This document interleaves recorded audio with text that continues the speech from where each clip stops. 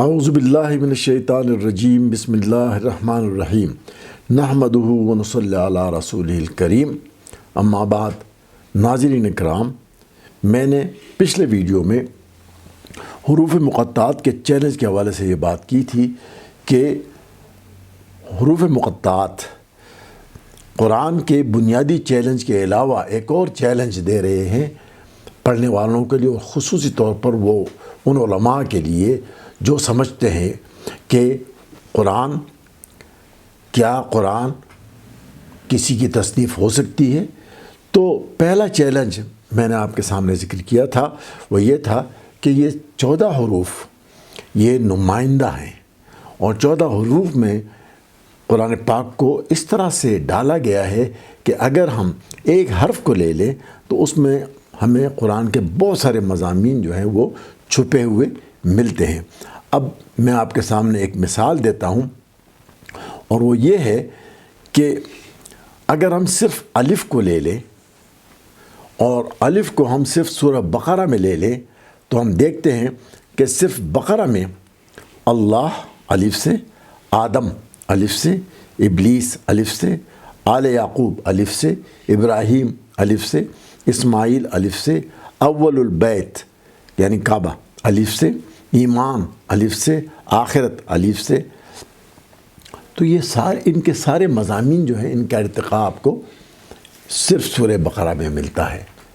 اب دیکھیے، یعنی ایک الف جو ہے وہ سمری بن جاتا ہے اللہ کی، آدم علیہ السلام کی، ابلیس کی، آل یعقوب کے واقعے کی، ابراہیم علیہ السلام کے گھر بنانے کی، اسماعیل علیہ السلام کے ان کے ساتھ گھر بنانے کی، اور وہ گھر اول البیت، اور ایمان کی، اور آخرت کی، ابتدا کی اور انتہا کی۔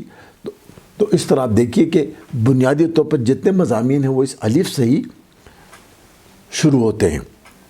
اور اگر ہم پھر صرف الف کو اول البیت کے حوالے سے دیکھیں تو ہم دیکھتے ہیں کہ سورہ بقرہ میں ہی قبلہ اول کی طرف پھرنے کا تفصیلی ذکر موجود ہے۔ یعنی ہمارا جو قبلہ اول تھا وہ اس سے ہم قبلہ کعبہ کی طرف ہم مڑے ہیں، اور یہ ہمارا قبلہ بنا ہے، یعنی مکہ کی طرف جو ہوا ہے ہماری نماز کا رخ، وہ اسی میں تفصیل سے اس کا ذکر کیا گیا ہے۔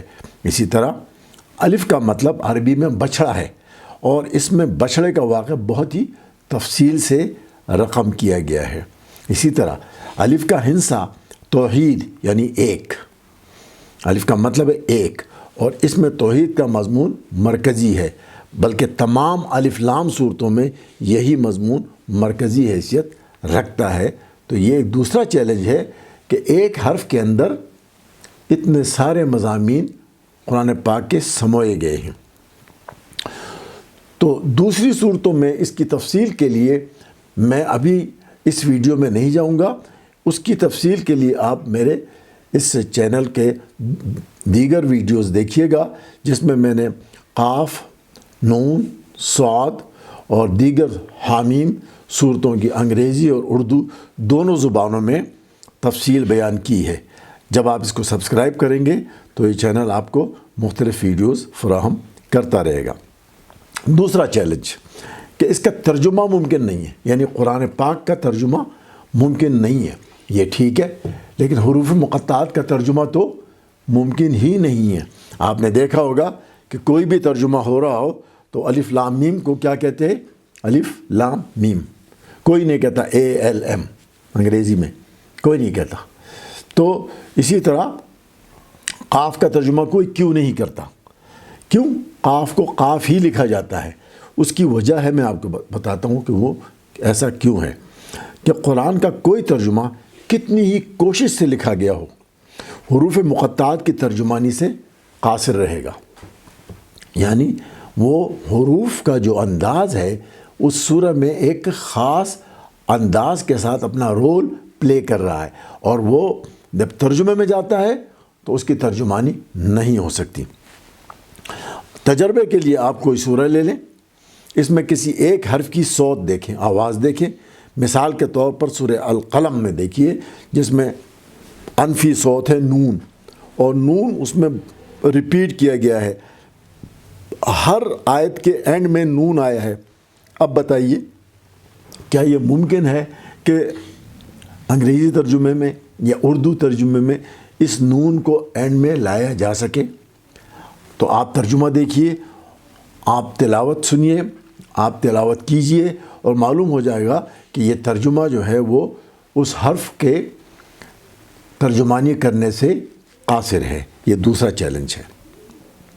इसी तरह सूरह क़ाफ़ में अगर आप हर्फ क़ाफ़ का इस्तेमाल देखें तो आप देखेंगे कि कोई तर्जुमा उठाइए और तिलावत कीजिए, आप देखेंगे कि जो क़ाफ़ का रंग है सूरह क़ाफ़ में है, और ये मेरी उस वीडियो में मौजूद है जिसमें मैंने क़ाफ़ के हवाले से बहुत तफसील से बात की है। आप देखेंगे कि तर्जुमे में ये रंग नहीं आ सकता।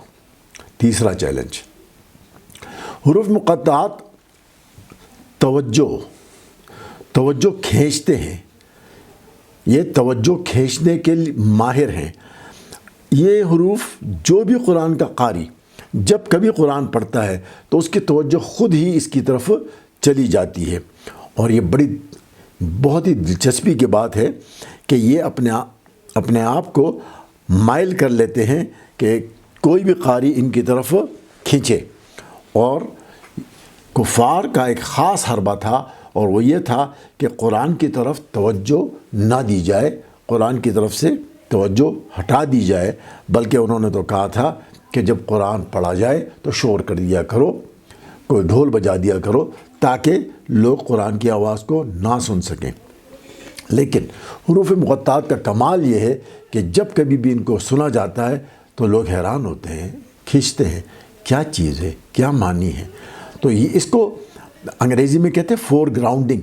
फोरग्राउंडिंग का मतलब ये है कि कोशिश की जाती है, हर राइटर ये कोशिश करता है कि वो अपनी राइटिंग में ऐसे या तो इस तरीके से स्टार्ट ले कि जो कारी है वो खिंच जाए, वो इस किताब को न छोड़े, वो उस सफ़े पर आगे बढ़ता ही बढ़ता चला जाए।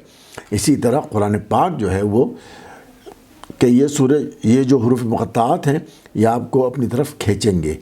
और दिलचस्प बात यह है कि सदियों से उलमा और मशाइख और मुफस्सिरीन वो इसकी तरफ खींचे हैं और वो थकते नहीं हैं, और नित नई तावीलात दिए जाते हैं। ये अजीब बात है कि ये बज़ाहिर बेमानी हुरूफ़ जो ख़ुद उलमा कहते हैं इसके कोई मानी नहीं है, बेमानी भी हैं, लेकिन उसके बावजूद लोग उसकी तरफ खिंच रहे हैं। क्या ऐसी कोई मिसाल है?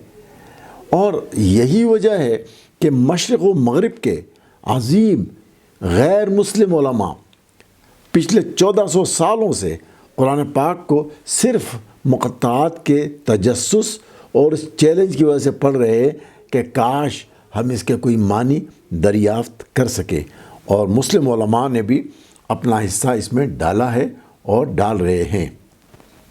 अच्छा, मज़े की बात यह है कि ये तवज्जो सिर्फ़ उलमा तक महदूद नहीं है, ये तवज्जो आम लोगों तक भी जाती है, क्योंकि आप देखते हैं कि हर शख्स इन हुरूफ़ का एक फ़्रेम बनाकर अपने घर में लगाता है।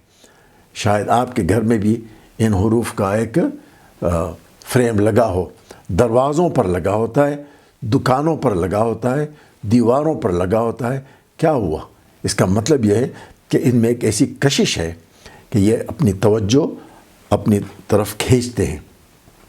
तो ये इस हवाले से ये हुरूफ़ मुक़त्तआत का चैलेंज ये वो चैलेंज है कि जिसमें हम देखते हैं कि तवज्जो इसकी तरफ ख़ुद ब खुद खींची चली जाती है। तो अगले चैलेंज के लिए मैं फिर आपसे अगले वीडियो में बात करूँगा। कोशिश ये रहेगी कि आप इस चैलेंज को ख़ुद भी समझें और अपने साथियों तक भी पहुँचाएँ। बहुत शुक्रिया। वमा अलैना इल्लल बलाग। अस्सलामु अलैकुम व रहमतुल्लाह।